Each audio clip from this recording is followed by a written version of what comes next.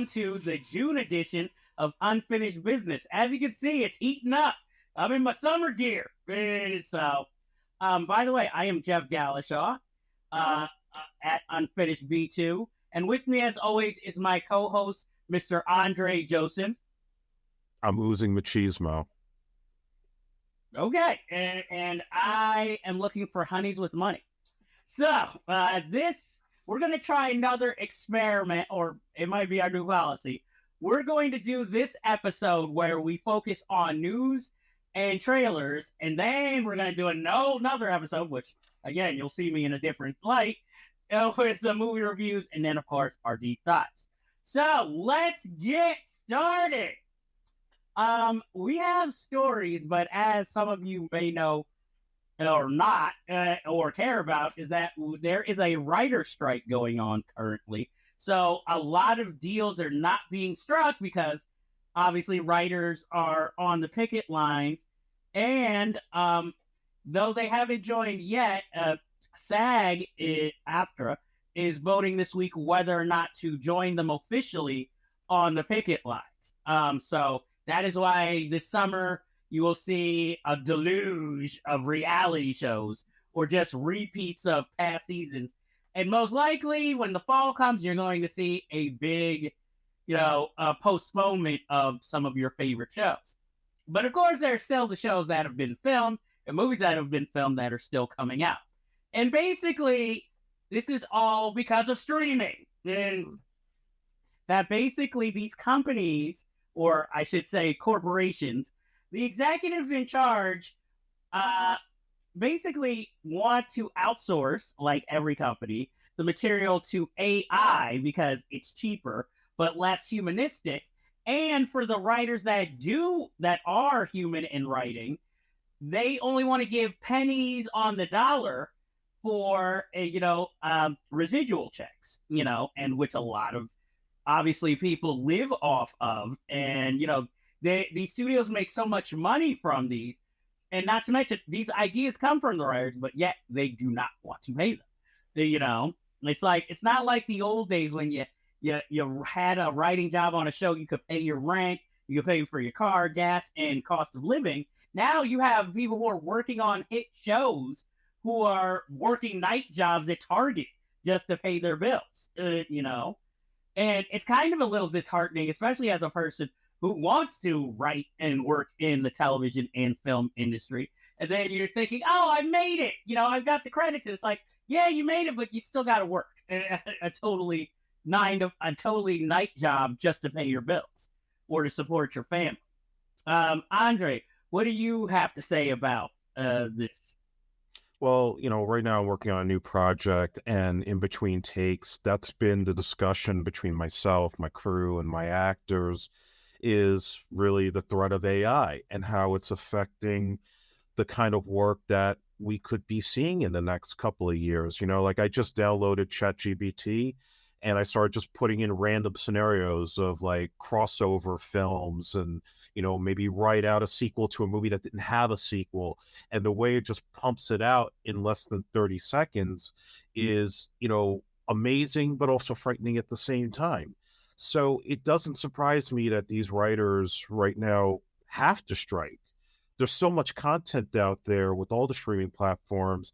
The networks are not what they once were. They're not delivering the ratings like they did in the old days.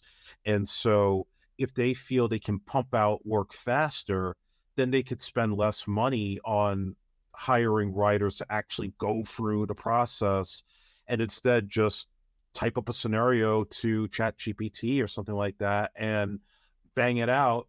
Maybe just have the writer there just to fine tune the idea and then pay them, little to nothing.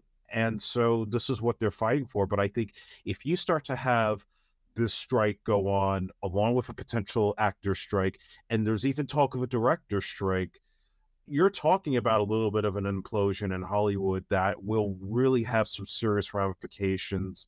Not just forget about like whatever's coming out this year, next year. We're talking about the next decade of cinema that could be well affected by this change and this advancement in AI and how it's going to affect the kind of work we see in movies and television. Well, see, this is the problem when it's like when you let it's sort of like it's the best of both worlds, something that should be used more for an advancement or generally fun, and now people want to use it as the new basic. So it'll be like more if you are a writer, you're more of a supervisor looking over the stuff that AI or the chat thing writes. And so you have to just, I guess, connect the dots for it. And what's even worse is it's sort of like when you're a kid and you're like, I don't know, I was a wrestling fan. So there were those dream matches, interleague matches that never happened, but you always fantasize about. But one of the reasons why they stayed great was because they could be anything because you knew it was never going to happen. And now you're getting your wish come true. It's sort of, to me, what the whole streaming thing is either way. I understand why some people don't like physical media. It takes up a lot of space and all that. And streaming was supposed to be this great new thing, but also you find less of a desire because while you can watch whatever you want, you're still like, there's still nothing on. It eliminated the fun of discovering something on cable or at a video store or, somebody suggesting something to you. But now you can stay pretty much in your own little hole of what you want. And that's the same thing with all this AI. Not only that, I mean, we were already being threatened with deep fakes. And, and like, oh, now we can have Humphrey Bogart co-star with Nicole Kidman in a movie. And now you can do it, and all you really need to do would be to get, I guess, their likeness and their voice. And there you go. And that's what a lot of these actors are going to start fighting against. And some have already, like James Earl Jones, there was a rumor about Bruce Willis doing the same thing. They're signing off their likenesses if they ever die, and have new movies made with maybe you hire an actor that looks like them, can sound close to them, and all you have to do is just slap their face. You can recreate their audio to sound like they did in like the 80s or the 90s, and there you go. You get a new Die Hard movie. You get James Earl Jones playing Darth Vader, when he's well past 200 years old. Well, see, that's the problem. I mean, look at those movies with that guy who looks like Charles Bronson. Nobody had. So far, I've never heard anybody say a good thing about. That's all I'm going to say. But no offense to Bruce Willis and James Earl Jones, but let's face it, they're kind of semi or retired fully. So it's like, okay, I can understand them signing off their life rights because it wasn't like, oh, I'm just waiting for that next gig, But what about like the people who are still around who haven't retired and want to work? Now the new thing is going to sort of be like, almost like you're signed, like you want to be an actor, you just got to agree to sign, your life rights away. Yeah, and guess what? Tom Hanks is considering this seriously. It's just like, no, don't go into the darkness. You gotta come on, fight. I mean, I know they're all set. That might be why they're not like having the 9 to 5 because I mean, you'll also have like even background actors now who are getting paid almost like minimum wage, and it's like, instead of what it used to be like, what was it, $100 a day for some? Yeah, it used to be 100. I think it went up to 150. Maybe it's 175 now. And now you have half of the extras are being paid like $15 an hour, and then it's like you kind of want the overtime just so you can make money, and then you got to be corralled and maybe get lunch. And so it goes to pension and health too. It's becoming disgusting. This is what happens when, I guess, I mean, it's, the movie business, but this is what happens when it starts becoming more a business instead of an art form.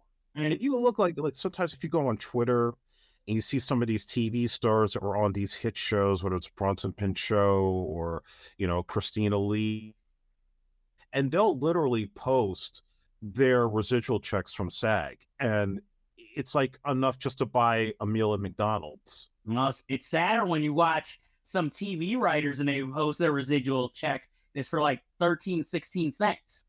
And they wrote a whole episode, and that's all they're getting from it. It's a violation of human rights, in my opinion. Pretty much. I mean, the thing that shocked me most was finding out, like, when Orange is the New Black was a hit, most of them were working other jobs because even though they were on a hit show, they couldn't pay their bills. And so it's like it's just a sad state of affairs. And I'm sorry, folks, that we started off so depressingly, but this is the big issue right now. Well, always remember, New Edition was paid $1.87 for Candy Girl. And but you can always still catch them on tour forever, and with the slow Bobby Brown solo. Because that money's got to split 6 ways now. Well, hey, it's been a long time since he was the greatest, so-called greatest entertainer in the world, and said he could make that in one night all by himself. I mean, he still has the barbecue sauce, and I think I've heard it's good. I know about it, but I've heard about it. I mean, look at him. He's had enough of it. He knows food these days. And so, is there anything else you'd like to say about the writer's strike? We just have to keep our eyes posted. It's especially, like I said, if the actors strike, if the directors strike, we got a problem. Yeah, because then nothing will be moving. It's bad enough. It's summer movie season, and there's no talk shows really, unless you want to count, Kelly and whoever. And keep in mind, there's a lot of productions now that have already shut down. Most of the Marvel stuff is completely shut down. Same thing with Karate Kid, the series. Sorry, Cobra Kai. And no shows. Their writing rooms obviously haven't come back. This talking dog movie that's going to come out, there's going to be no promotion. By the time we get Stranger Things season 5, they're going to probably be like 30 years old. And the girl who plays 11 will have 5 kids by then. That's true. And the scary part of all of this, I mean, there's no promotion, but it strangely works out for the Flash movie. Because Ezra Miller doesn't have to do any promotion. And if it's... We just completely forgot that this guy kidnapped people and did all this crazy stuff, and they're talking like, oh, nobody else could play the Flash. He gets the best performance of his career. Hold on. So far, I've only heard that from the director. I have not heard anybody else actually say that. We don't see David Zaslav in the other side of the camera with the checks and the cash. Well, no, he's too busy being booed at colleges. Deservedly so. Well, I mean, I hate to say it, I blame Trump. Now businessmen are not afraid to have their problematic views be shown and say, you know what? So what? You love the villain. Vince McMahon won. The whole world now is run like WWE, where the owner is the villain. And you love the bad guy, as Kevin Nash might say. Mm-hmm. Only in a insulting Hispanic, fake Hispanic voice. Rape allegations be damned. Pretty much. I mean, it's just a different business. I mean, I'm like, even Spielberg has to go to television these days. Well, that tells you the state of things right now. Exactly. He was your one guarantee. So, moving on. The Cannes Film Festival is in... Well, it's done now. I was prepared for last week. So it's done. The awards have been given out, but there have been some interesting news tidbits. Abel Ferrara, who just directed Shia LaBeouf in a film where he plays a saint, says that Shia LaBeouf is writing a film about Auschwitz. And all I can say is, of course. That would fulfill his kind of martyr, complex that he seems to have of wanting to punish himself or stand on a high horse, but then kind of trip himself down and play himself as a victim, even though he says, oh, everybody else has their right to hate me, but I'm still going to go about my life, And I'm just wondering, is it because it's really hard to kind of critique a Holocaust film? And so Is that why he's going for this? I mean, he is half Jewish or French Jewish. And Jonathan Glazer's film, The Zone of Interest, was a like much lauded film about the Holocaust at the Cannes Film Festival. So, I mean, I really want to like Shia LaBeouf, but I'm also wondering, what is your angle here? Sometimes I feel like Shia is just trying so hard to get respect in the business, and yet it just seems like whatever trauma he had as a child before he blew up in all the Disney shows and stuff just seems to have like all of a sudden resurfaced. And this rejection of the kind of Hollywood persona he had, where he was kind of like at the top of the food chain with Transformers and Indiana Jones and the Wall Street sequel and Eagle Eye, like it was as if everybody loved this guy, and then all of a sudden he just shunned it. Like, I don't appreciate any of this because it was all a facade and, just an illusion, and I want to do more serious stuff. But now you're like downgrading yourself to try so hard to get respect or to try to be artistic. And I just don't know what his angle is, unfortunately. It really is a shame. It's like the guy's just completely having a mental breakdown right in front of us. I mean, and not to mention, like Ezra Miller also has cases against him pending physical violence against women. And, I mean, his wife and baby mama, Mia Goth, her career is flourishing.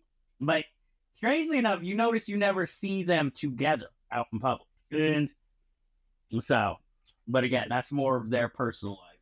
And we here try to stick to the movies. And also out of Cannes, Martin Scorsese says he talked to the Pope, or met with the Pope, and that his next film might be about Jesus. And another one. And obviously, he made The Last Temptation of Christ. He says he's ready, but he also made the announcement that now that he has everything figured out, there's so many things he wants to do, but he realized he doesn't have enough time to do it. Because obviously, making a film takes time. Then you have to, edit it down and then put it out. And that's at least 2-3 years of your life. And he's already in his mid-80s. I mean, his leading man is like having babies at 82. And, or 79, excuse me. Al Pacino was 82 and having babies. So I'm like, see, it's not too late, Scorsese. Keep going. Do you have any commentary on the Scorsese Jesus film? You know what I'd like to see him do if he's going to go to a religious route? I want to see him do a war movie. Let's see him do his version of Kingdom of Heaven and do the Crusades and really do it badass, because I think he can really excel at that. I mean, I think the closest you will ever get to a war movie out of him was probably those fight scenes in Gangs of New York. Yeah. Unfortunately, I just don't think he's really. I think war is too broad, and he's more a personal director or character director. Well, you can get it personal. I mean, I still see it more. He's going to stick to like character pieces. He's not going to do the whole broadness, and it depends which war too. Is it going to be a modern war? Is it going to be a war from like the 1800s? Because I mean, he's already gone the mob movie route way. I think The Irishman pretty much put the nail in that coffin. So it's like he has to do more. I'd like to see him do more, maybe just a contemporary piece. Sort of like if he could take life lessons from New York stories and somehow make that story or a story like that into a feature-length film. A kind of romance, even though he tried with New York, which was also more of a musical, too. I'd like to see him try something like it. I hate to say, I'd like him to take it a little easy for a film, Like, do something a little light, other than, commercials with Timothy Chalamet. Was it a Hugo movie? Yeah, I mean, that was kind of like more a kid's film, maybe a little less special effects or CGI. Slap with the Nickelodeon brand? I don't think so, but it could have easily been. I don't know if Ben Kingsley wants to get slimed at the Kids' Choice Awards, So I don't know if they sold it. I don't know if Brian Robbins was like, "Hey, Mike," you know, "Hey, remember me, Brian Robbins, Good Burger?" You know, I just don't think they have those meetings. That's what Martin Scorsese do with the Good Burger sequel. No, I say give him a cameo as the burger manager, the guy who stayed at the job way too long. He replaces Abe Vigoda. Hey, Abe Vigoda's not here. He could be his younger brother Charlie. Who works for eyes. And still got a promotion before Ed did. See, these things write themselves. Put that in ChatGPT. Unfortunately, somebody watching this right now just did that. So I just say, and then we kill Kenan Thompson within the first 5 minutes. Or we do it Winnie the Pooh style horror, and they ran out of meat. Guess we gotta use Kenan. And then they create a cannibal surge. See, this stuff writes itself. That they would have to explain why Dan Schneider's not there. He's the second body. Or he's the bad meat. This meat is so lean. Be like, it tastes like. No, okay, I'm not gonna go there.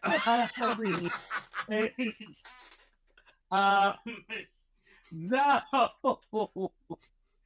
It would be interesting because then we could do this Scream 3 style where we kind of make it subtle, like, oh, they don't know we're talking about them. And Dan Schneider can once again be played by Lance Henriksen. He's got nothing happening. That's true. No, he does sell his art online. So. Okay. So, next story. Oh, your favorite person who just came out with his series Fuba, Arnold Schwarzenegger is mad at Jason Reitman over the canceled Twin sequel. Liz, he's like, he fucked it up. And it's bad if you got Arnold cursing in an interview. I mean, it didn't seem like the Twin sequel was going to be that good. And so I'm like, Arnold, I hate to go with him here, but maybe this was for the best. Because it's like we couldn't get Eddie Murphy, but we're thinking of Tracy Morgan. And it's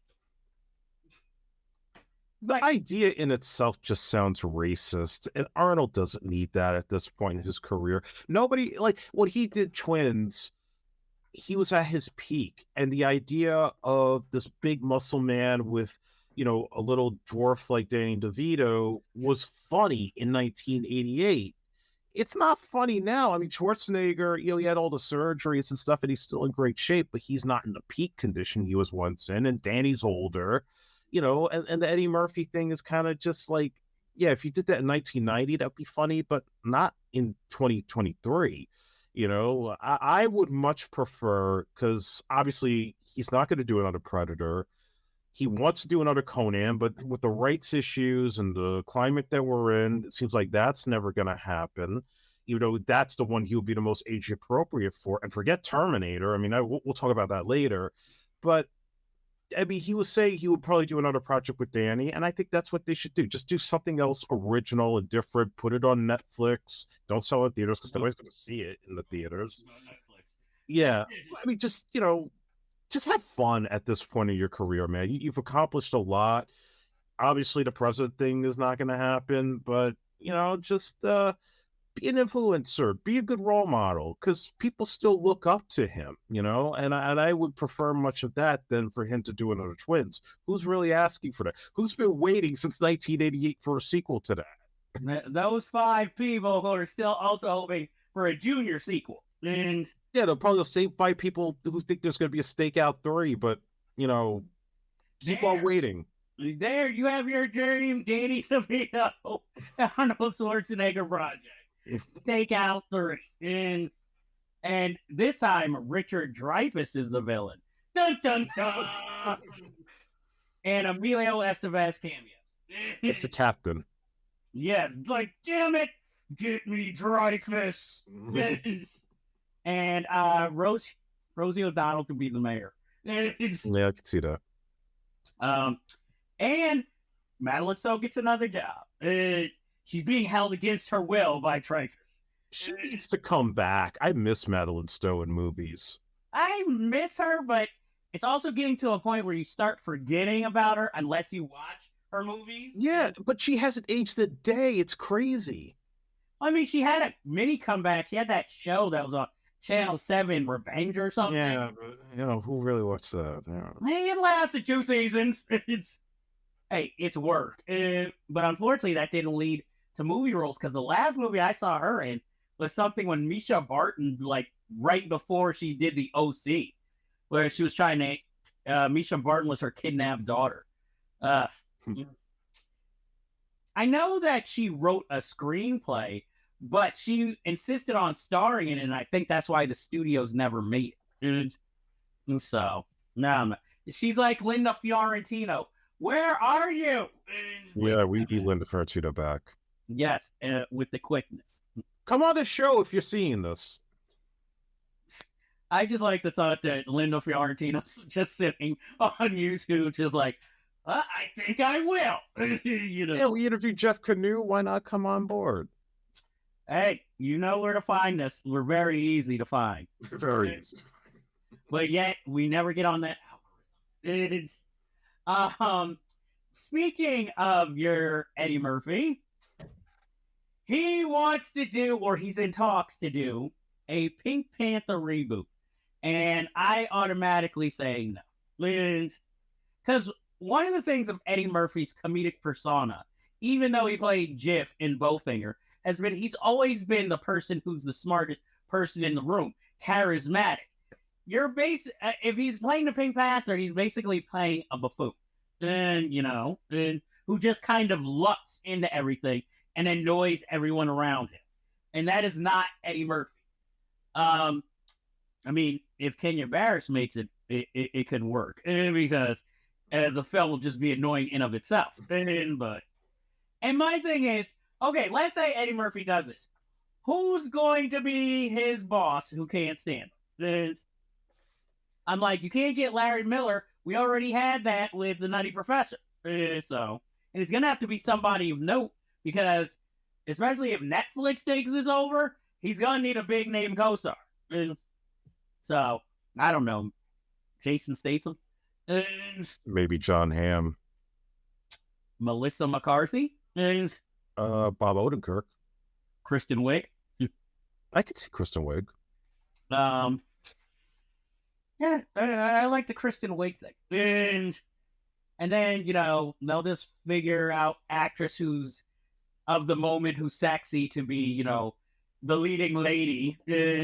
Like with, before it was Beyonce, when it was Steve Martin. And so They'll probably get Janelle Monáe. I'm thinking more they get somebody like Dua Lipa. Or Taylor Swift.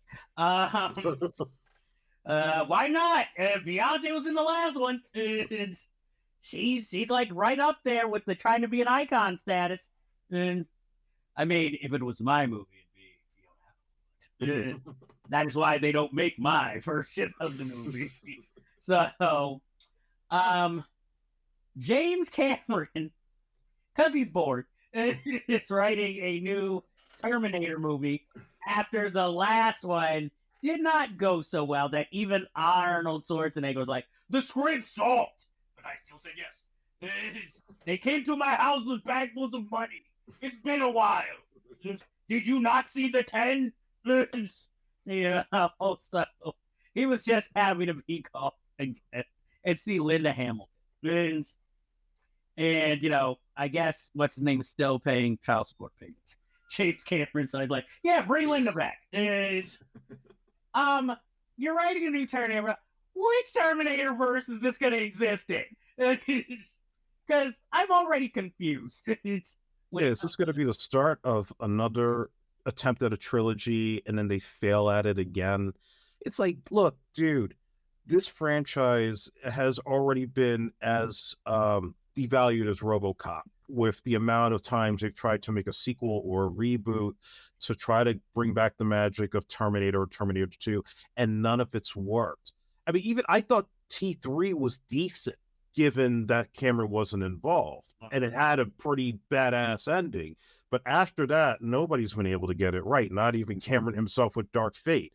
I really think if they really want to do this right, I'm not even saying go back to Sarah Connor Chronicles. Some people think that should have been the third movie, and it had its good and its bad. I think they should go back to the roots of the original. Do a low budget Terminator movie set in the future war. Give it the look and feel of that dark apocalyptic nightmare that those sequences had. Don't even have any name stars in it. Don't have Arnold in it. Don't even involve John Connor. Like, just literally make this a dark story from the perspective of a new character that hasn't met John Connor yet. And I'm not talking about Salvation. That was some bullshit that they did, with Sam Worthington and company. That didn't work. But if they could go in a smaller route with less money and make that like a serious, like a thriller, like the way Aliens was done, I think you have a chance at something that could help revitalize the franchise. We saw that with Prey. The way that Prey took a very simplistic idea with the Predator franchise, where they didn't go all sci-fi and heavy tech and all that. They said, no, let's go back to the 1800s. Let's have a bunch of natives, and you have to use very archaic technology to fight off something that's primitive, but yet from an outer space world with all that weaponry. And it was cool, and it was different, and there were no stars in it, and it made, really revitalize the Predator franchise. If they could go that route with Terminator, I think he could save it. But if Cameron thinks, he's got the great idea, I'm sorry to say, guys, James Cameron is not the same James Cameron of T2 or even The Abyss. This is a guy that's made way too much money. He has done all these documentaries, who's got all these Oscars, and doesn't have the same intensity, in my opinion, as he did in the old days.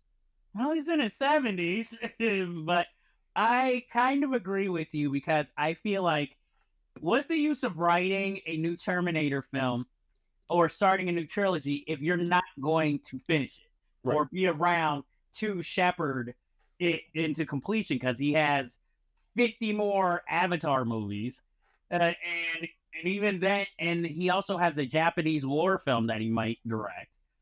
So what's the use of doing this? I can see if you're just doing it like, hey, there's a strike, I ain't got nothing else to do right now, let me write something, jot something down for somebody else to do it. But again, it's like, that is why maybe the Terminator never felt complete, because he did the first two, but then when it came time for a third, he wasn't around.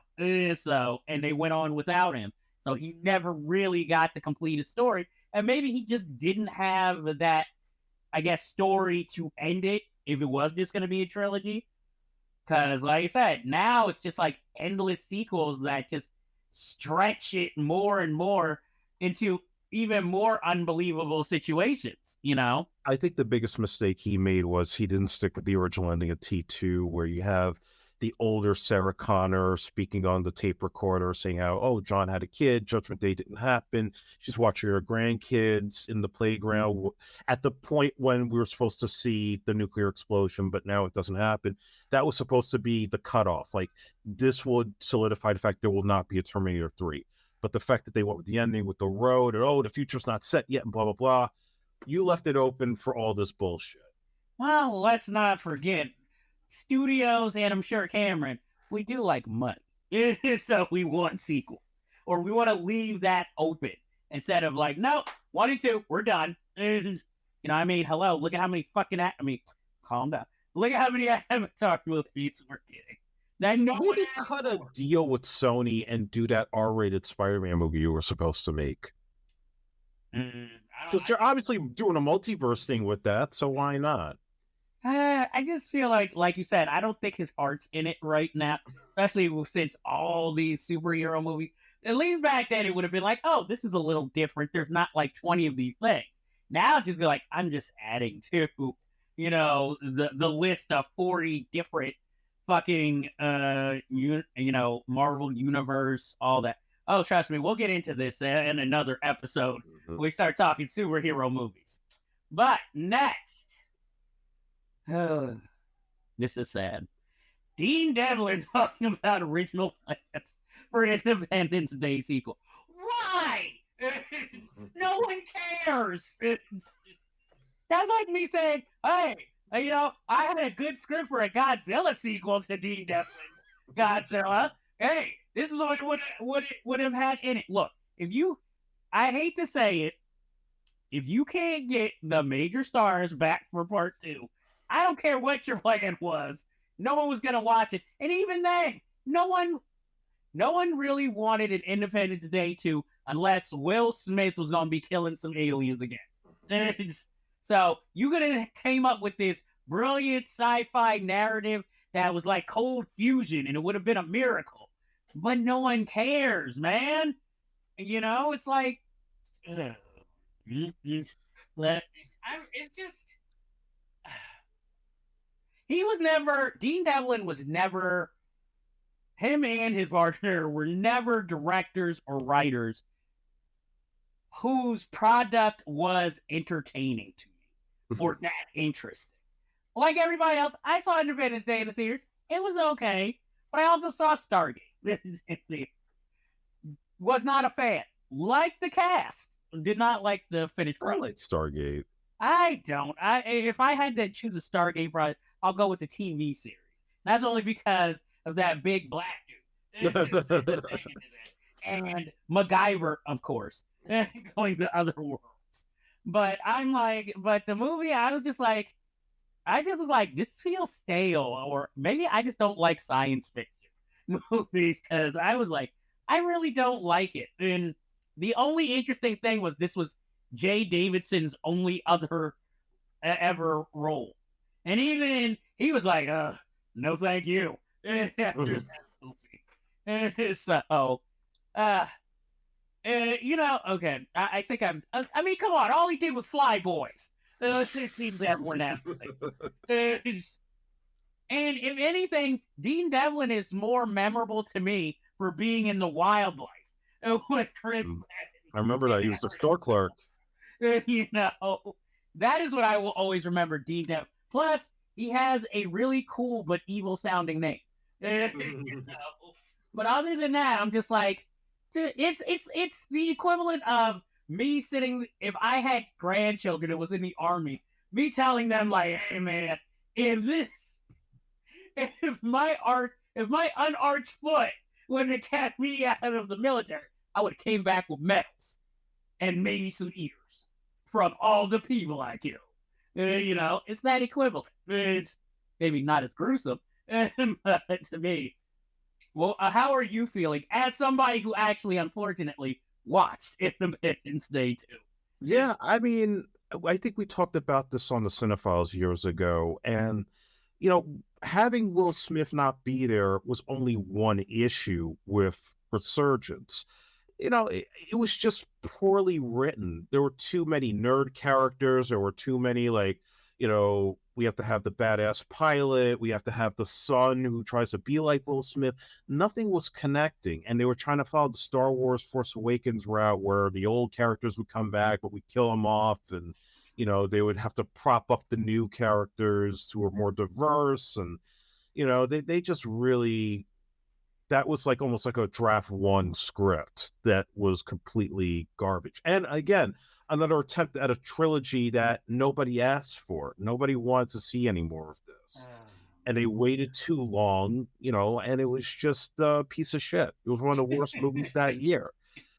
That whole article about, you know, the plans with Independence Day 2, with Stargate 2, just sounded like it was coming from a place of bitterness. Like, oh yeah, we had these great ideas. They could have been better, but the actors were too expensive and they were too busy, and that's why we couldn't execute them right.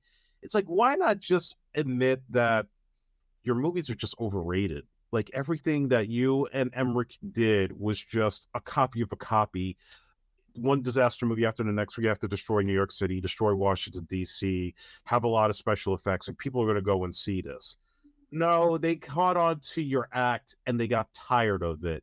That's why when I saw the trailer for Moonfall, I'm like, nobody's gonna fall for this shit. You're doing the same thing all over again, and it is outdated. This was 1990 level shit. It's 2022, 2023. Nobody cares anymore. Go do something else. Maybe go do like a small movie set in a grocery store and make it interesting. Make it like a Michael Bay movie set in a grocery store. That's probably where your strengths are going to be at this point in your career, rather than doing another big budget disaster film that nobody will pay to see. Well, don't forget his ex-partner, Emmerich, did make that Shakespeare mystery movie. But where did that go? Nobody saw it. Exactly, but hey, he tried to follow your suggestion. Nobody saw 10,000 BC. The Patriot only made money because Mel Gibson wasn't controversial at the time. Hey, that movie brought us Jason Isaacs. That's the nicest thing I can say about that. Oh, and Heath Ledger was in it. And we definitely ain't talking about Godzilla. Oh, that's a deep dive on its own. I gotta watch that shit again. Fuck. Hey, one day you will probably have to watch that Ryan O'Neal movie. It's oh, I can't wait for the Ryan O'Neal movie. Norman Mailer. Oh God! Oh man! I'm gonna have to sit through that again. The devil made that picture. And you know what? It was still better than any of the depth. Because at least it stayed interesting. And it was a canon movie, so it sells itself. And it got weird. Well, I guess there aren't weird, but supposedly good actors doing weird performances. And if Isabella Rossellini's watching this, come on the show. I'd like to see Lawrence Tierney replace Rupert Loja and his name too. Now there's a movie if he was alive. So that's a movie, and then have Maura Tierney be the new first lady. It shocks me they're related. People have parents. Like Jennifer Aniston be related to Telly Savalas. Nobody knows that. Hey, Telly Savalas is cool as shit. Oh, yeah. You know, I mean, who else could play villains and heroes in the same breath? And Ving Rhames couldn't rock the lollipop like he did. No, he also didn't have, even though Ving Rhames is a talented actor and cool in himself, he just didn't have that swagger, nor the wardrobe. Yeah. You know, it would be just like if you ever saw Telly Savalas with hair. It would just be really strange. Okay. Next, Jackie Chan, of course, finally decided to return to the Karate Kid reboot sequel. And looking at the trailer for his latest film, I can see why. So, I don't know. I had hope for Jackie Chan after he did that movie with Pierce Brosnan. I was hoping he was going to go back to do a more badass action film where he's like taking out guys by the throat and stop with this. My kung fu karate comedic hijinks. Basically kids films and made for adults. But he slid back. And I mean, he needs a check, and I'm sure he's still hurting over turning down everything everywhere all at once. And now Michelle Yeoh getting all the respect that he had hoped to have in America instead of literally being an acrobatic laughing stock.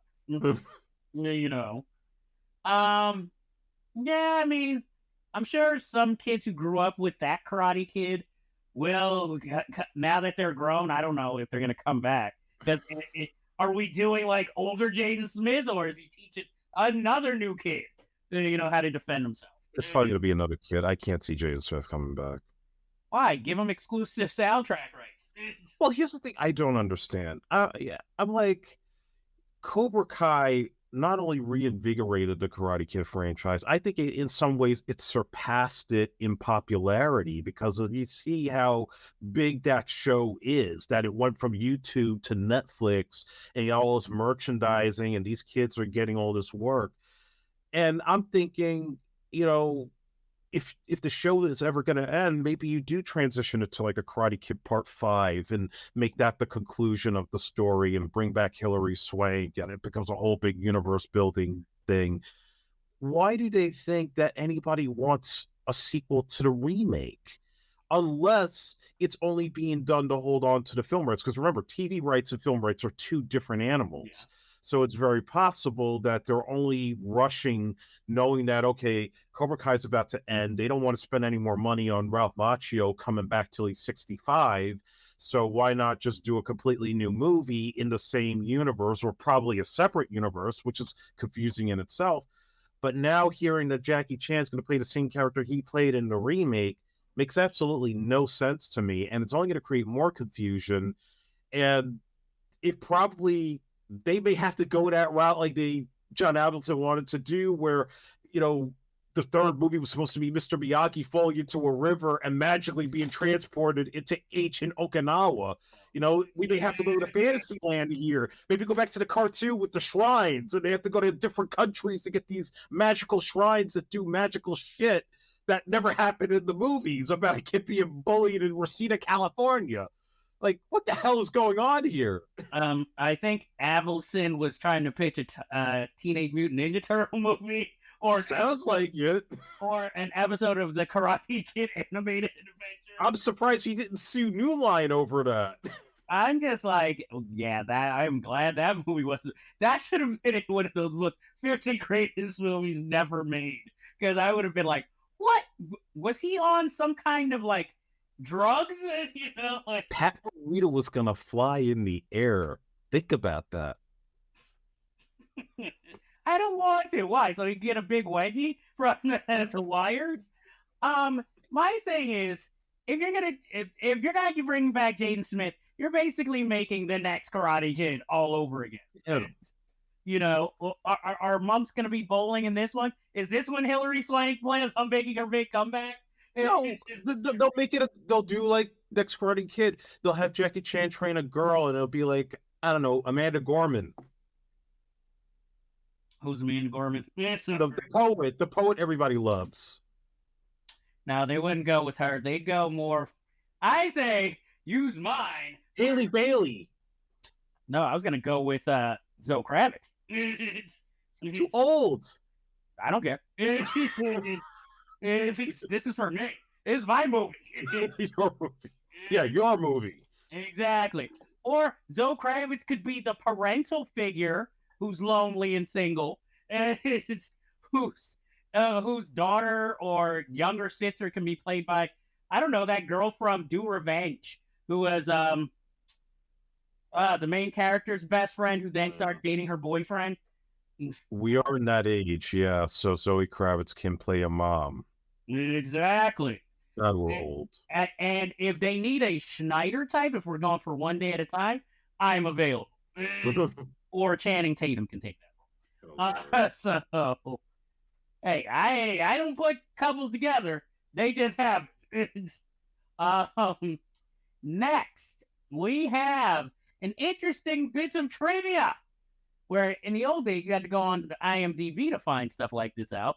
But Michael J. Fox on The View told Whoopi Goldberg he really would have liked to have worked with her because he had turned down Ghost. And he never specifically said which role, but come on. It's like, you're either going to play Patrick Swayze or you're going to play Tony Goldwyn. And you're too big a star to play Tony Goldwyn. Nobody unless this was during your Casualties of War phase, where you're like, I'm a serious dramatic actor. I will be the villain. You know, it's like, come on, you're Michael J. Fox, you're Patrick Swayze, you're sweet. You're going to tell her to give the money to the nuns. You're not going to be sitting there hiring some cross-eyed dude to go kill your partner because he found out you were stealing money and then you took his girl. You're not that type, Michael J. Fox. Sean Penn, he's that type. You? No.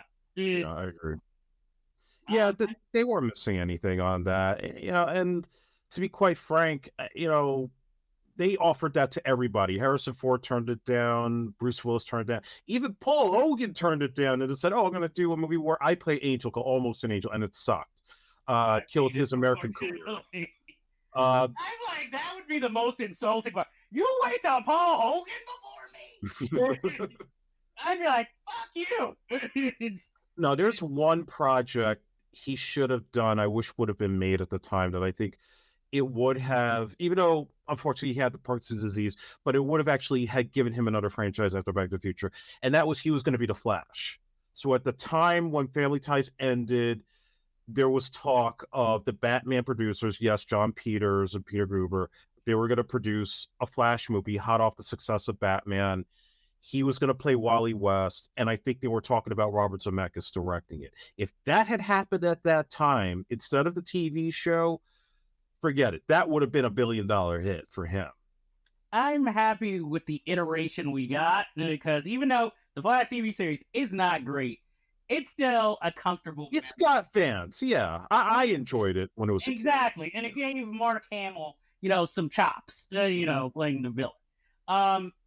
I would have liked it if he had been healthy enough to play like the Jack Black role in the King Kong remake, because I know that was on the thing for a while. Even when he had Parkinson's, there was talk of him just having a cameo as one of the pilots of one of the planes, towards the end. Look, he was also up for the voice of Bumblebee for Transformers before he decided to make it a radio voice. And he turned down Steve Guttenberg's part in 3 Men and a Baby. I think he's probably a little heavy. Him and Tony Danza. What is with this comparison? It's like, shit, first Paul Hogan got called before me? That was up against Tony Danza? Like, what a TV star. I know, but it's just like, these are my contemporaries? It's like, did you guys not see Casualties of War? I was in Back to the Freak of 3 of them, multiple roles. He was in Bright Lights, Big City. He was doing drugs. He took Bruce Springsteen's role in Light of Day. Yeah, that's fair. And yet, I'm still going up against Tony. She's out of control. The future deep dive. It's just like, I'm like, no, because I actually like him, so I'm not going to diss him. I'm like, who else am I up against as Michael J. Fox? What? I mean, Danny DeVito's a noted actor, but it was like, was it between me and him for fucking Romancing the Stone? If they did a third one, I could have seen him make a cameo. That is the movie where Michael J. Fox should have been a villain. If they made it Romancing the Stone 3. I think I'm going to put that in ChatGPT after this is over.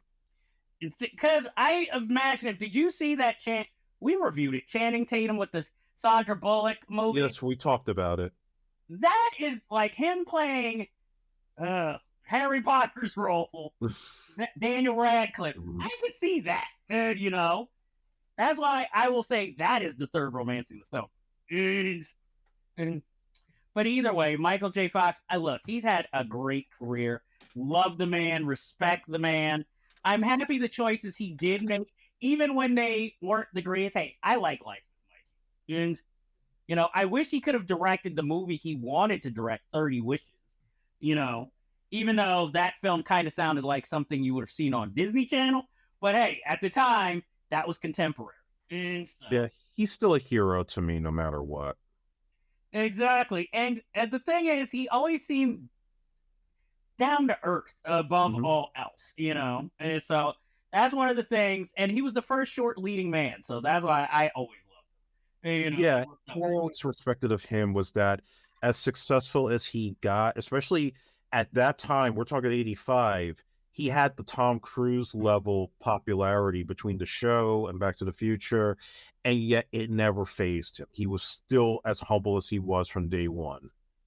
And unfortunately, we'll never see the 3 Men and a Little Baby short film I'd like to see with him, Matthew Broderick, and John Cryer all together in a scene. That almost sounds like there was supposed to be a Goldilocks and the Three Bears movie.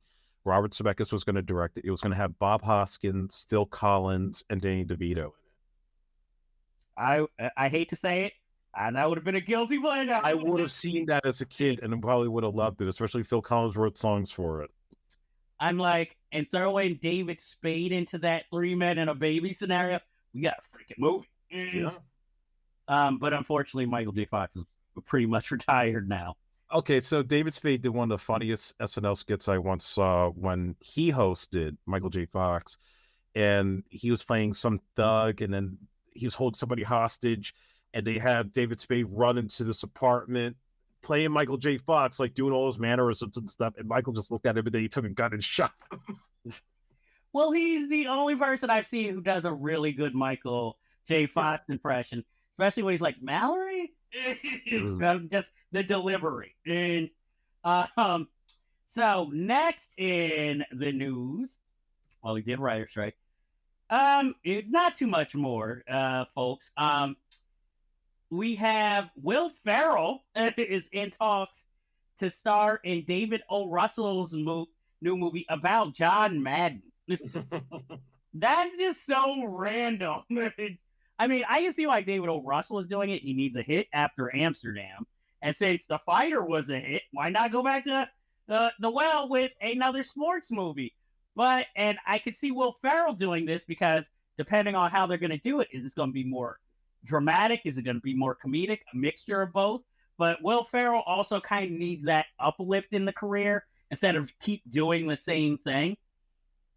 And David O. Russell seems to get good performances out of comedians or people you wouldn't expect to be good.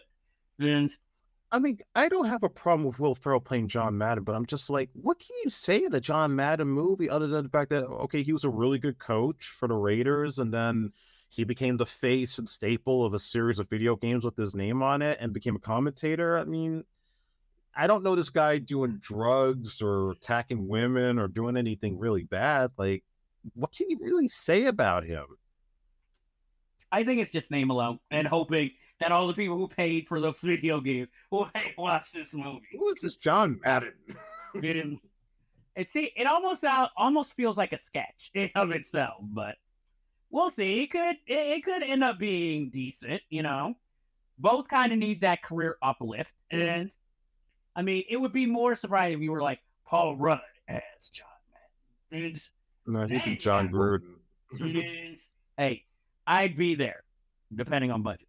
So, hey, I'll watch a David O. Russell because you never know what you're gonna get, but you're hoping for the best, but expect the worst sometimes. And, yeah. Fast and Furious spinoffs are coming, but only after the main film saga ends.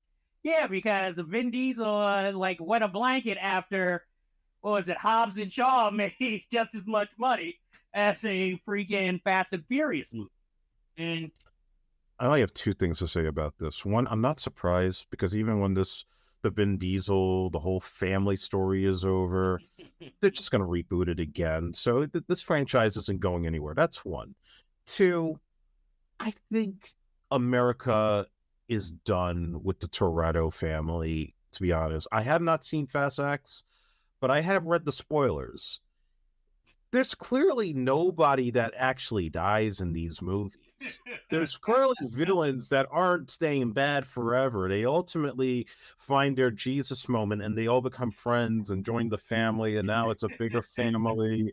And, you know, there's going to be big family reunions, dinner parties in Los Angeles. And, you know, why not just make a Fast and Furious movie at this point where it's just Downton Abbey? Everybody just, you know, we hang out, have a barbecue, talk about a bunch of nonsense about maybe, I don't know, Paul Walker's kid going to school, and there's some car racing, but no real, like, action or anything like that. Nobody really dies because, you know, there's no jeopardy. There's no reality in this. People go to space like it's just a casual thing. You know, a 5-year-old writes this, and it'd probably be done on ChatGPT now, too. So it probably was written now. Yeah.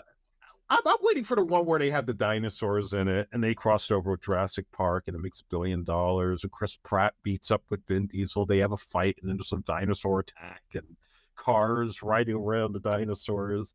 Michael Bay already stole that for the Transformers movie. Yeah, so I mean, I'm just like, fuck it at this point. Let's just throw everything into this. Let's have a Mario Brothers crossover with the Fast and the Furious, because that's pretty much what this is. And let's have Baywatch crossover as well. Well, see, that's the whole thing, is that I don't think America's through with them because people keep paying to see these movies, and it's always the same thing. I think at this point, it's one of those things that's so over the top and so ridiculous, people almost expect it. And so they're just like, of course that's going to happen. Of course that's going to happen. And, it helps Tyrese pay, his child support payments. And since we already have movies like Biker Boys and Torque that tried to do the Fast and Furious thing with the motorcycles, let's do a Fast and Furious movie, but with the old-fashioned bicycles. The big wheel with the small wheel. No. See, what you're missing is we got to do boats. We got to do boats, and we got to do a movie adaptation of Paperboy in the style of the Fast and Furious. Paperboy, the video game, not the Lee Daniels movie. Why? You already would have SAG-AFTRA in the cast. Well, if it wasn't for Top Gun, they'd be doing jets.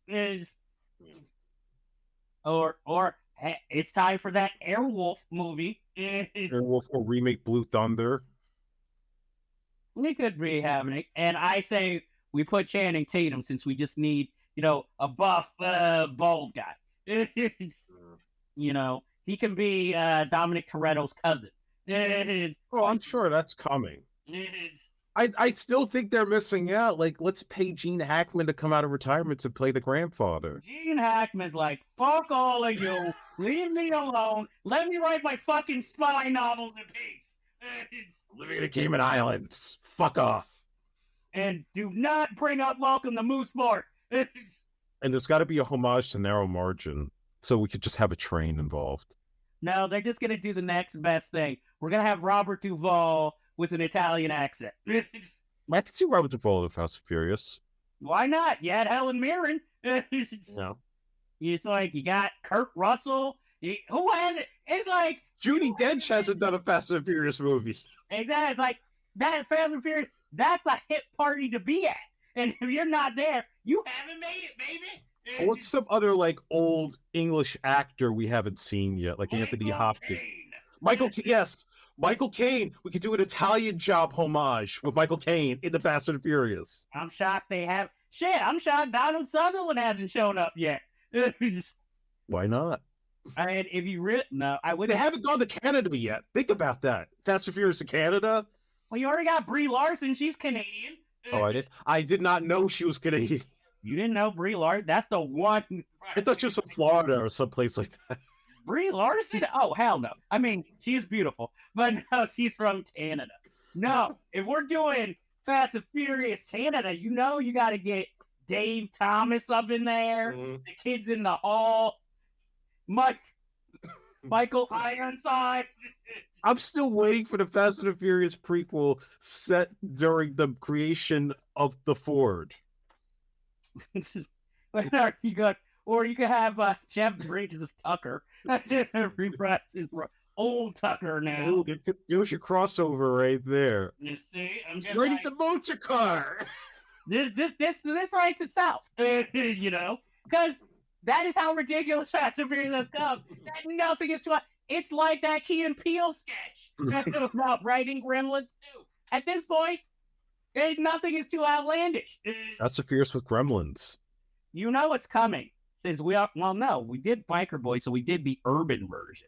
Yeah. The real urban version.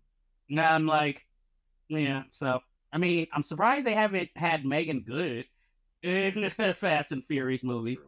But I guess they have their quota for hot black girls with Natalie Emmanuel. Has there been a Latino version that has John Leguizamo and Alfred Molina and Alfred Molina is not Issei Morales. He just because he was in the Perez family, it does not mean he's actually. Marissa Tomei. Oh no, but she looked really good in that movie. I see your pass for that. Yeah. Oh, Angelica Houston then. She was in it too. Angelica Houston in Fast and Furious. Why not? She's in the John Wick universe. And James Olmos and have him play his character from Stand and Deliver. Now, what he's teaching? He's dead in real life. No, he could be. He was Dominic Toretto's driving instructor who he failed. And then it's like, I gotta get revenge. I should finally get a license. Even though I've been driving all these. License to drive crossover? No. We're not bringing Feldman in. But my thing, whatever happened to the shop Dominic supposedly ran in the first movie that made bad tuna sandwiches?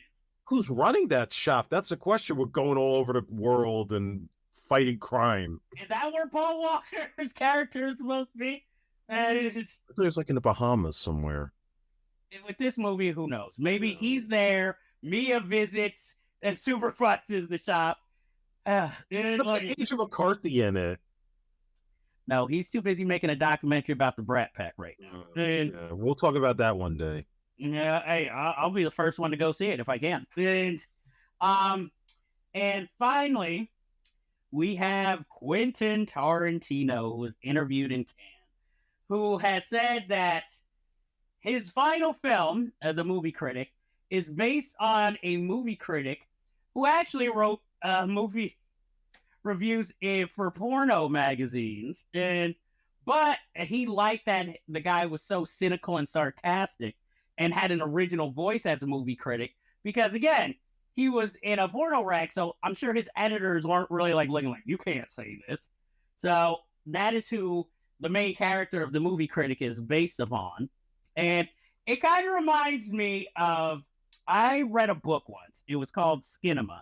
And it was about a guy, it's the same thing, guy who was supposed to be writing porno movie reviews, but in his porn movie reviews, he would just talk about what it reminded him of philosophically or personally that was going on in his life. And that book actually is what it gave me the bravery to even try to start making or writing movie reviews in the first place. So, I can sort of see a kinship. Look, at this point, when it comes to Quentin Tarantino's next film, I think we just have to wait and see at this point because he's giving out very few details, and always these little tidbits, and everybody's jumping all over these little tidbits, and it's just like, let's just stop, wait, and see instead of getting so excited. It kind of reminds me back in the Ain't It Cool news days when The Faculty was being made. You get all these little details, and it just sound like this is going to be the most awesome movie. Then you saw it in theaters, and it's like, it's okay, but it's not as awesome as those reports made it sound, So I just have this whole, let's look and see. He hasn't had a foul ball yet, so I'm hoping this is a great one to go out on. And I just hope he casts anybody but Pete Davidson for this critic. That's all I care about. I would hope he's not even in the running. If you look at that scenario of a guy who writes Ford magazine, reviews for Ford magazine, yeah, of course, you envision him. I'm like, you can envision some other actors. There's Adrian Martinez, character actor. There's Edward James, almost kind of old to play that role, but why not? But I think it's supposed to be a middle-aged character. So it's not. So he's not going with somebody who's trying to give a comeback. I'm sure John Travolta's knocking on his door, like, "Hey, remember me?" Yeah, he needs it. Why not? Hey, give him a small. He can be a studio head, But I kind of feel like this might also be kind of a reunion of sorts. Maybe he's going to Fellini it and bring everybody who he's worked with or he's still close to for his finale. Even though he says, hey, I can still do other things. I can still make a short film. I can do theater. I can do, a television show. But I'm mainly going to work as a writer, So I just hope the public takes this a little more seriously because it seemed like everybody went to see Once Upon a Time in Hollywood, but a lot of people didn't take a chance to watch it till it was on cable. And then they realized, oh, this isn't going to be like a too inside Hollywood story, It's going to be something that's kind of epic and kind of rewrites its history, And I'm hoping that, people give it a chance because I had a friend who was like, oh, I don't want to see that after describing what the movie, was sort of about. And then months later, when they saw it on cable, like, oh, that was such a good movie. It's like, see, I told you, you could have just gone to see it in theaters. You got to trust certain people instead of going to see Fast X. I think I know who you're talking about too. Okay, so that's why I'm just like, I just hope he gets the send off. I don't know, maybe it'll be like Grindhouse, where only the true movie fans know. And you're like, this is the last Quentin Tarantino movie, right? Everybody's like, they're just thinking, oh, this is the latest. And do you have anything else to say about Quentin Tarantino or the news of his last movie? No, just waiting for more details. Okay. So before we get into trailers, we must go through the worst part of the show, which is the rest in peace. Yeah. Unfortunately, just yesterday, character actor John Beasley died, who some of you might remember from the Rock movie, Walking Tall. He played the Rock's father. He was in The Mighty Ducks. He was Brandon Quintin Adams' a grandfather in that movie. He was also, I'll go down a few of his movies that maybe some of you might remember. He was in Rudy. He was in Losing Isaiah. He was in V.I. Warshawski, a shout out from an old show. He was in The Gift with Kate Blanchett and Keanu Reeves. Little Big League, a personal favorite. And he was in the Winona Ryder, Ben Chaplin movie, Lost Souls. Sinister 2. He was even in a Tyler Perry movie, Daddy's Little Girls. The Purge Anarchy. The General's Daughter with John Travolta.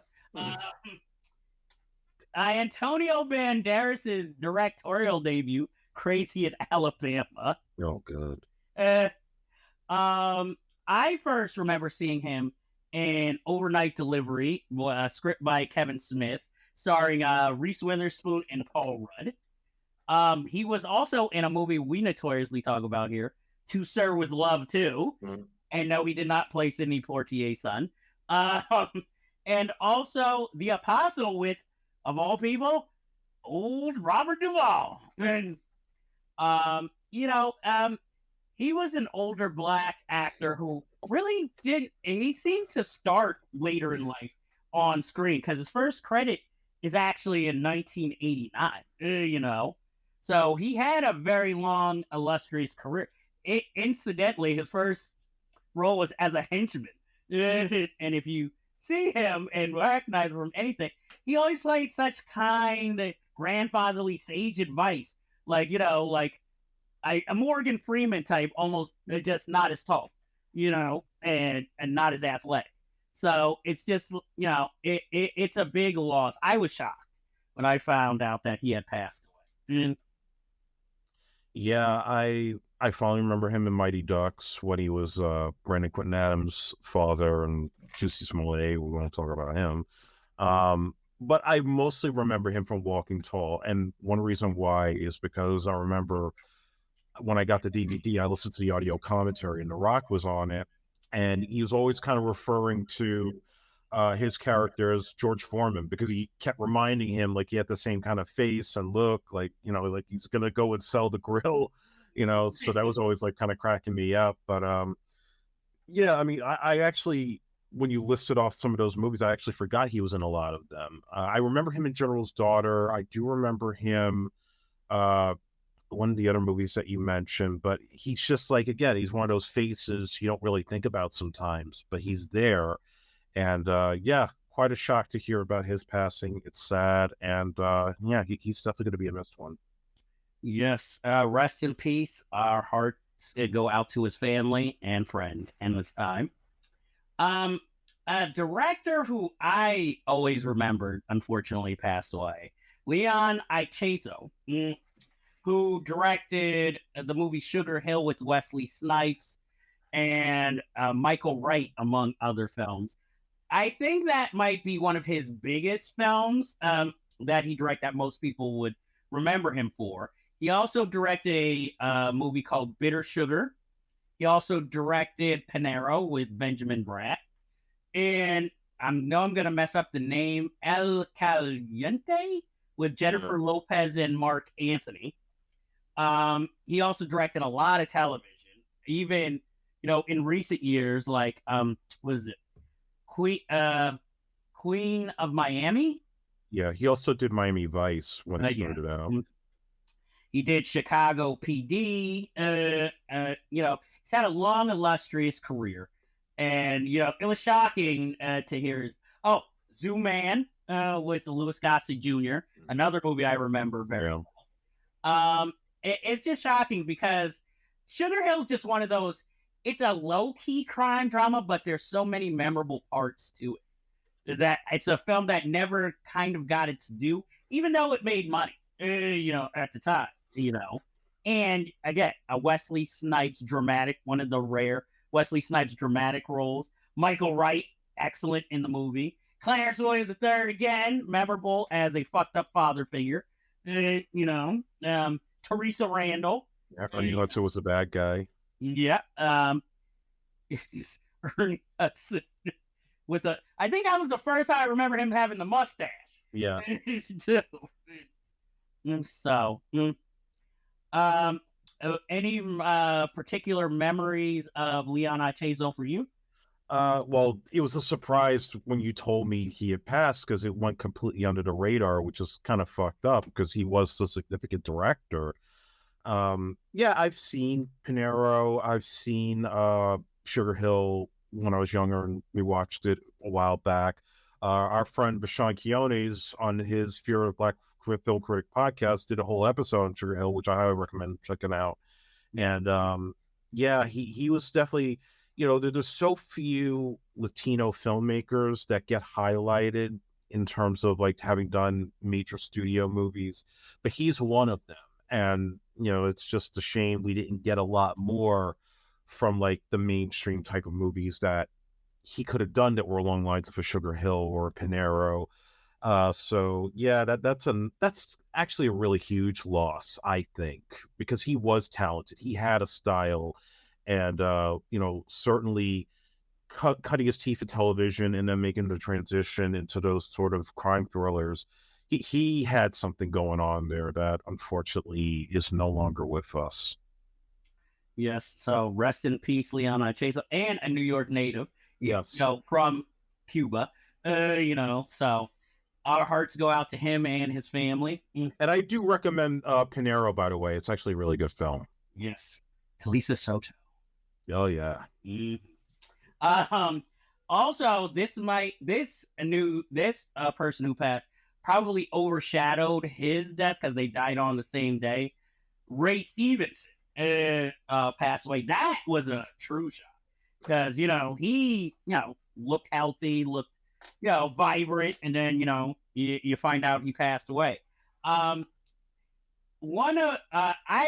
might be in the camp who actually I like Thomas Jane as the Punisher, but I never had a problem with Ray Stevenson's Punisher and Punisher Warzone.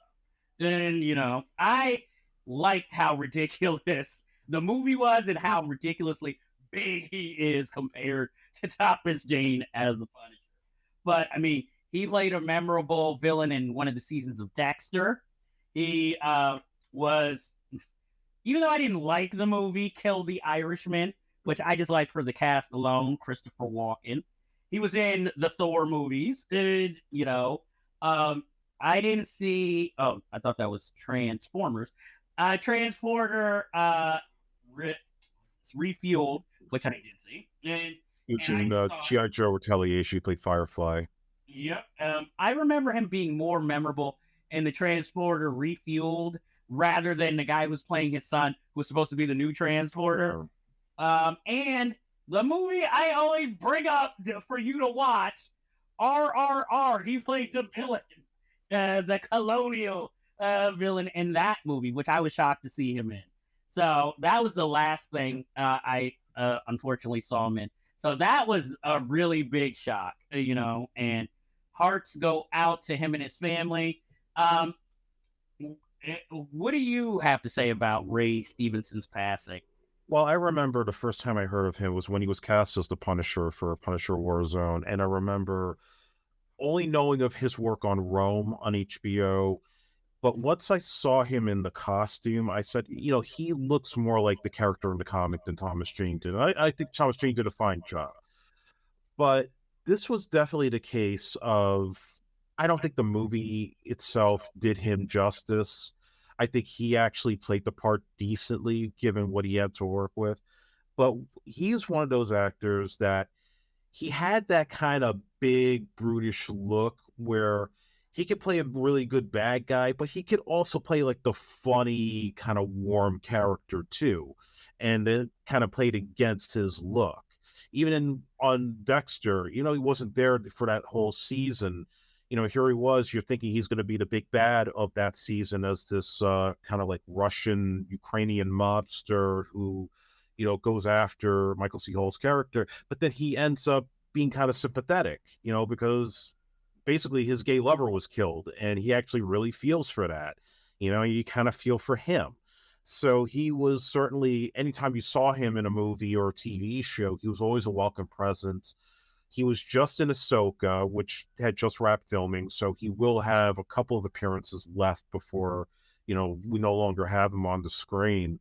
But huge shock, and not one that was not on that bingo list of like who's going to go this year. Huge loss to the industry, huge loss to acting, and yeah, another one that's going to be missed big time. Yes, and also Rick Dalton died, and so who some of you might remember Leonardo DiCaprio in Once Upon a Time in Hollywood. Quentin Tarantino revealed that he died recently, and also revealing that John Carpenter did not want to cast him in The Thing playing Donald Moffat's role in that movie. And so, yeah, it's rest in peace, Rick Dalton. And the biggest and most, I'm not gonna say most noteworthy because that cheapened everybody else, but one of the people who is a living icon, Tina Turner, passed away this week, or last week. And, truly an icon. She dabbled in everything. She has a stage show after her life. She had a movie after her life. She had a comeback from Ike and Tina with her own solo career. She lived a very long life. That's one of the things. And she had a documentary recently about her life. She did it all. She, triumphed over, an abusive relationship. And unfortunately, recently, one of her sons passed away.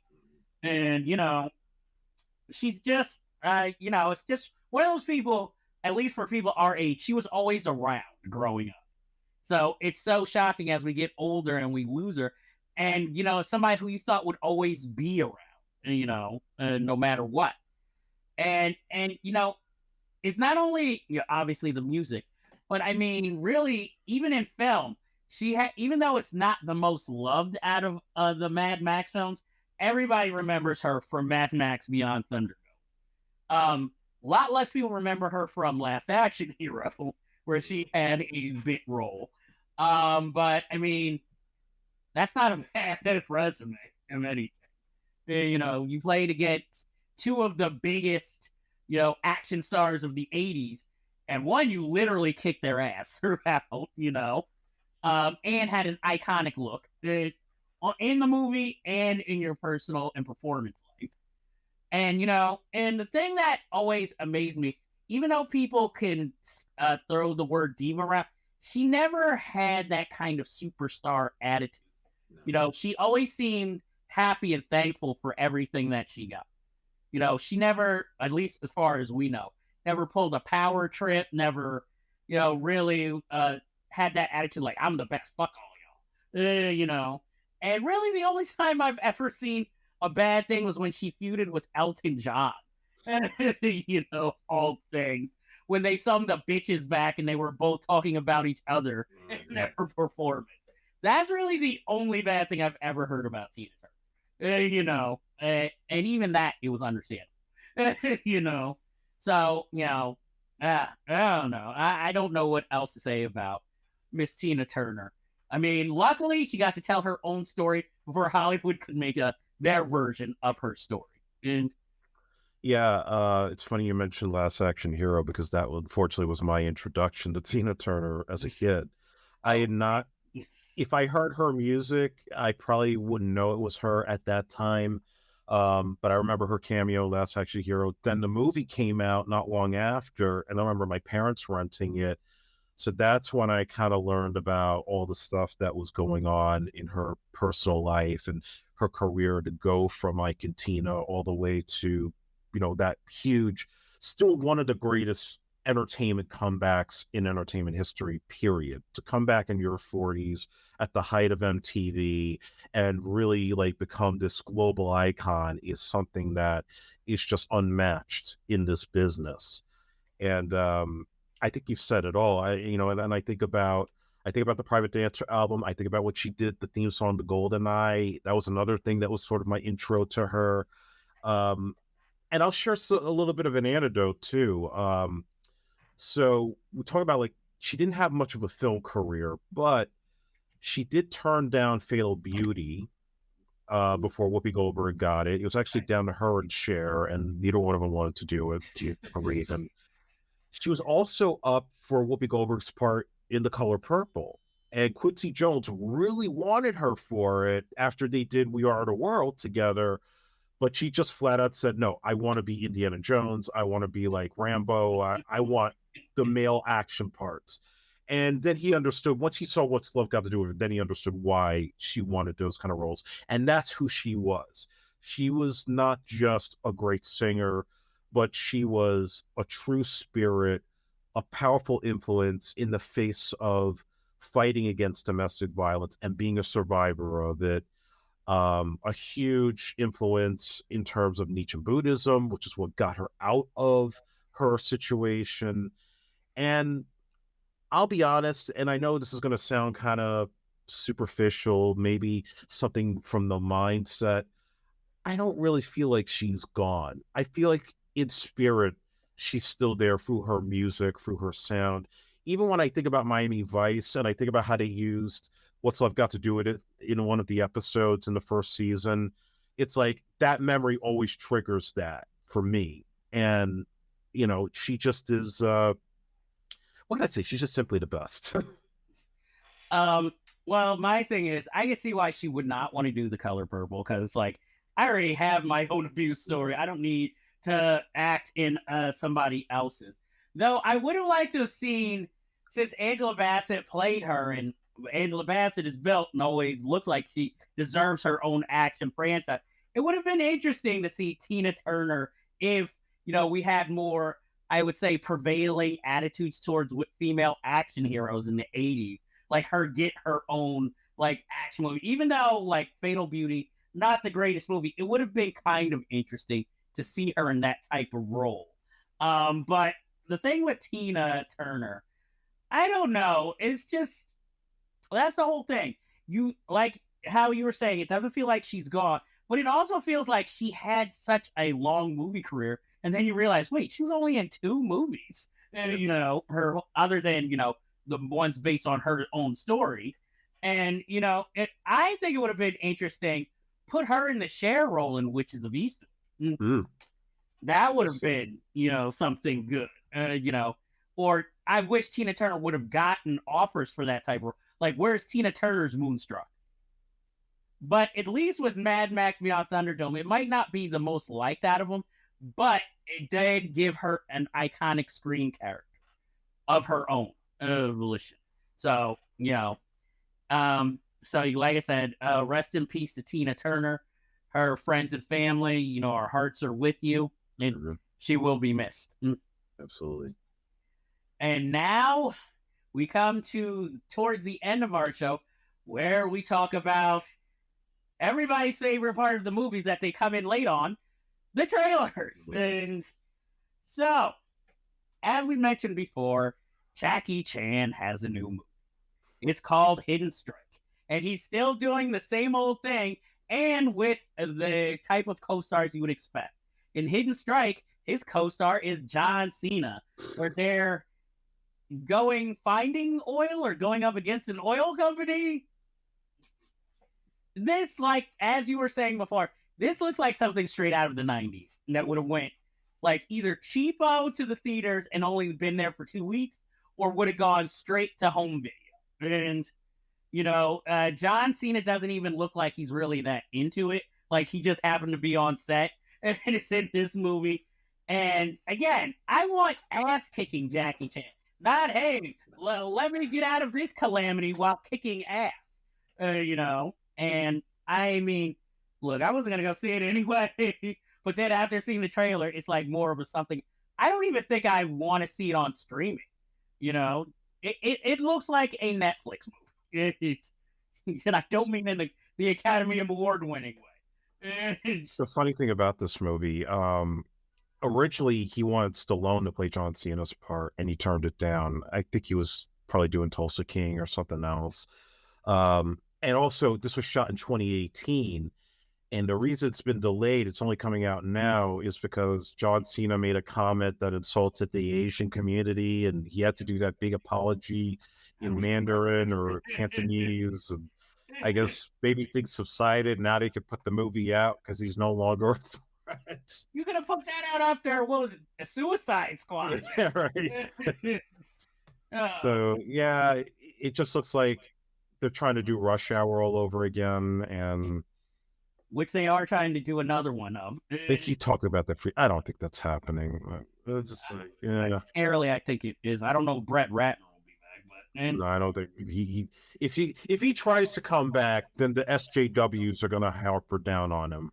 Well, if he comes back, maybe Eddie Murphy will cameo.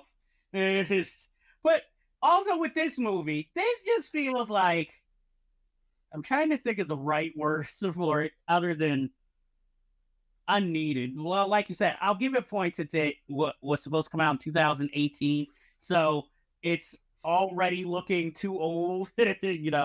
I can understand, but it just feels like a film that was slapped together. That's my problem. Sitting there, just even watching the trailer, and it's just like you said, this could be Jackie Chan with anybody. Because nothing stands out in this trailer. Even the villain is like the guy I remember from a horrible Amazon movie called Run, Sweetheart, Run. Oh, kind of a Euro trash, think John Wick 4 type villain, mercenary. And here's a hint. When you're trying to entice people to watch a movie, don't say, from the director of Need for Speed. Like that was a cinematic great. And that's going to hype me up. Yeah, Need for Speed. I want to go see this movie now. And Expendables 4. Yeah, because it looks badly shot like one of the later Expendables movies. That's like when Rollerball came out, the remake, and they're like, oh, it's from the people that made Die Hard and the Fast and Furious, and then the Fast and Furious people sued. Oh, man. I'm just like, it's just... hey, it's like one producer who had nothing to do with the movie. But he put it on his resume.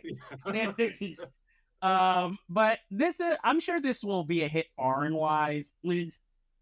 But, I won't be shocked if it's on Tubi in 2 weeks. And next, we have No Hard Feelings, a movie I'm actually looking forward to, with Jennifer Lawrence playing in a raunchy R-rated comedy. She basically accepts an ad for somebody to romance a couple, want her to romance their son, bring him out of his shell. And, shenanigans ensue. And sure, it kind of seems like one of those Matthew McConaughey, Kate Hudson movies from the 90s, except this time it looks funny and not as romantic. And I'm just happy to see Jennifer Lawrence back on the big screen. Even though she's acting, this seems more or less her type of character, rather than, really having to, play a dramatic character. This seems like her more laid back, kind of easygoing style, but brutish a little. I'm looking forward to it. I will probably see it in theaters. What do you think of No Hard Feelings? I don't have too much to say other than I'm happy to see Jennifer Lawrence play something out of the box where she doesn't have to be like a stiff female lead or have to be, just another chick playing a serious part. Like to show that she has a sense of humor and she's going to branch out into a genre that allows her to be a little bit more loose. I think that will be beneficial for her career right now, because it seemed like she kind of dropped off for a bit. This probably will get her back on track. She did have a child, so Yeah, but I'm just saying, like, don't do another Hunger Games, or try to do another big tentpole franchise. Just have some fun. Like, let's see you get, just be bouncy. Well, I mean, realistically, if it wasn't her, the only people I could see them offering this movie, I mean, there's plenty, but Brie Larson isn't going to take this. And Rebel Wilson lost weight. I see this as something they probably would have offered her. Amy Schumer when her career was hot, and maybe Margot Robbie, but she was busy with Barbie. Because it was too much these days. Wow. Maybe, hopefully, she'll do a Ryan Reynolds and say, "Hey, I'm going to take a step back, then do another sequel." It's something, but we'll see. But I'm looking forward to this movie. Speaking of Barbie, the final trailer, supposedly, of the movie had come out. I mean, we still have a month and a half until it premieres. I'm sure they have time to cut another trailer. But this one kind of gives us a little more to the story of Barbie, of her going into the real world, her adventures in the real world, where we see Will Ferrell as the head of Mattel trying to capture her. We kind of get a glimpse of the other Barbies, enough that the theme song for it from Dua Lipa is shown. And, we see Ken and his outdated attitudes in the real world, thinking that only men can be doctors and important. So, you still have that kind of feminist, message that is coming through. I hate to say it, I would have rather just stuck to the trailers before this than this trailer, because now I feel like a little too much is being revealed, whereas before it was like, I wonder where this is going to go. And now it's like, I'm seeing where it's going. I might not be as into this as I first was when I first saw the trailer, because this could easily go Bewitched territory, where it's making it a little too meta and inside baseball. And because of you and your criticism of She-Hulk, that's what my mind immediately goes, and hoping it's not like that. Yeah, I look at this and the premise, and it seems like it's a cross between the Fat Albert movie and the Masters of the Universe movie. I know. Only one of those is good.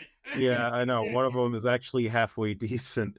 But I'm going to say, like, while I have no desire to see this movie because I'm not a Barbie person at all, I think it's going to make money. I think people are going to like it because you have Greta Gerwig directing this. She's not a dummy, other than when she did the Arthur remake, which I'm not letting go. I was going to say, you're not going to let go of that. Yeah, I'm not. Because I one day, I just want to know from an interview why. Why, of all things, that you have all this talent, you have a husband who's a pretty decent writer, and you've done these critically acclaimed pictures, and you decided you're okay with playing the Liza Minnelli part in the Arthur remake with an anti-vaxxer. I don't... And this was before vaccine. I know. This is when he had a career in America. But why, Greta Gerwig? Why did you do this movie? That's going to be like...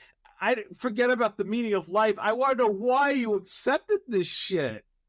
If anybody out there knows Greta Gerwig or can get in contact, please have her respond in the comments section. Absolutely. So Andre can finally be happy. Or contact me on LinkedIn. I'm dying to know why. I just like how you refer to her husband as a decent writer, like not critically acclaimed. He's a decent writer. Was the screenplay as good as Citizen Kane?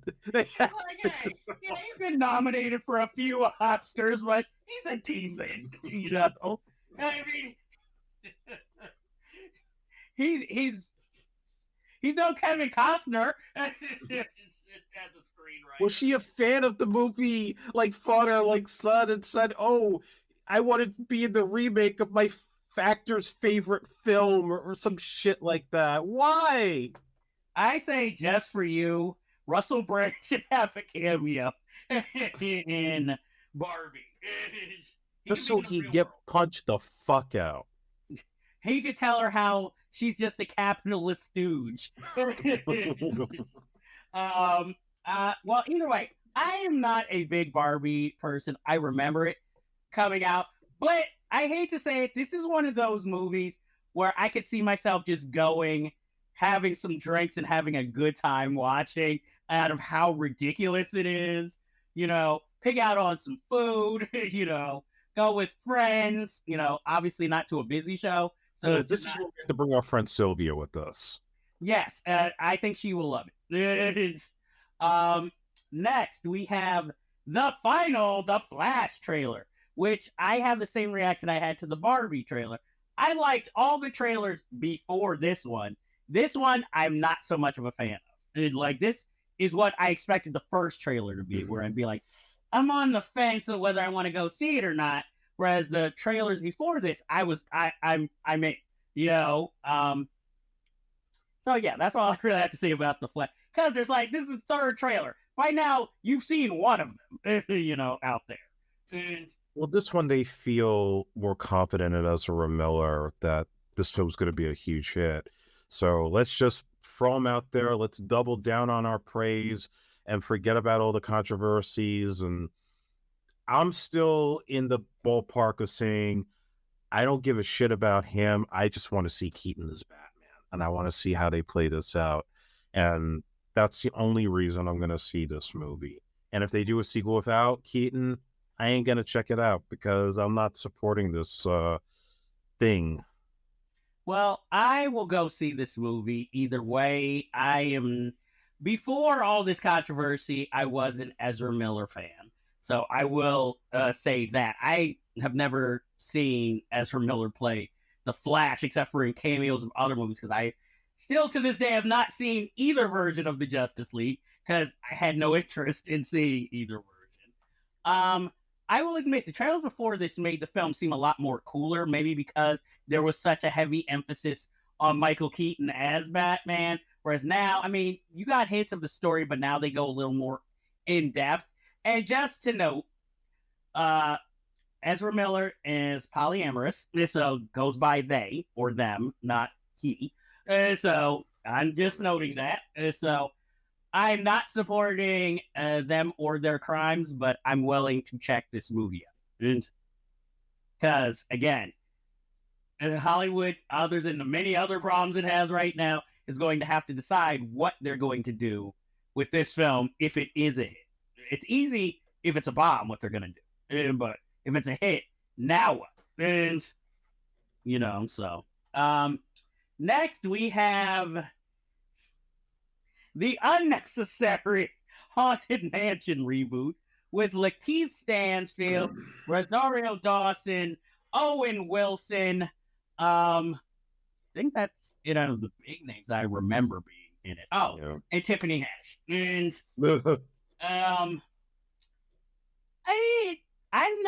I don't have kids, and I'm not obviously the market for this, except for Rosario Dawson being in it and playing a mother, and she's still a hot mom. And I like seeing Lakeith Stanfield be the head in a studio film. I'll admit, I will probably watch this when it comes on Disney Plus, but I am not going to probably spend money to go see this in a theater. And sometimes I always wonder when Owen Wilson's in a movie, so they spent the extra money for Owen. When Luke would have done fine in this movie. I think this is not so much on the supernatural shenanigans. They make it seem more like an adventure film almost too. Like I said, not my audience, but I'm not gonna poo-poo it. I still think it could be a decent movie, but I won't know until it's on streaming. What are your feelings on The Haunted Mansion? I don't recommend families bringing their kids to see a movie with Tiffany Haddish. That's number one. One skit and bad taste. Okay. But yeah, it's hard to see that and think of the Eddie Murphy movie, which, Justin Simeon even did an interview about it recently, how they tried to avoid whatever problems that film had. And Eddie Murphy said, I'm not going to be a cameo. Fuck that shit. Yeah, so contemplating Pink Panther movies. Yeah, which I don't understand, but yeah, they have work to do because they want this to be their Pirates of the Caribbean, and maybe it will, maybe it won't. I think black people will come out to see it, but yeah. Well, it's really the only Disney property that, for some odd reason, out of all of them, this is the one they aim at black people. Because even when Eddie Murphy first was in it, it was just like, okay, I guess because he's in family film mode. Yeah. And now, ever since then, it's like, okay, this is purely only for urban black audience. Mm. You know, we can't even get Michael Pena in here. It's just, you know, that's like maybe his sidekick or something. It needed Issei Morales. Issei Morales is in the big time. He's in Mission Impossible. Then Ragnarok. He's like, fuck you, motherfuckers. Don't put me in Cobra Kai as Miguel's father. Guess what? I'm fucking with Tom Cruise now, bitches. Yeah, that's right. He saw Fast Food Nation. I'm disappointed they casted a telenovela actor nobody knows. I'd be pissed about Issei Morales too. Because he's like, it's like Paul fucking Hogan. You know, like, Jesus. That's what this movie needed, was Paul Hogan. Yeah, so he can bring his unfunny comedy to the film. Paul Hogan should be like the spy who gets killed in the beginning that Ethan Hunt has to avenge. Or like his wife's father who gets killed in the middle of an undercover job done wrong. You know, or fuck it, make Paul Hogan the villain. Why not? I wonder if he'd still have superstar demands.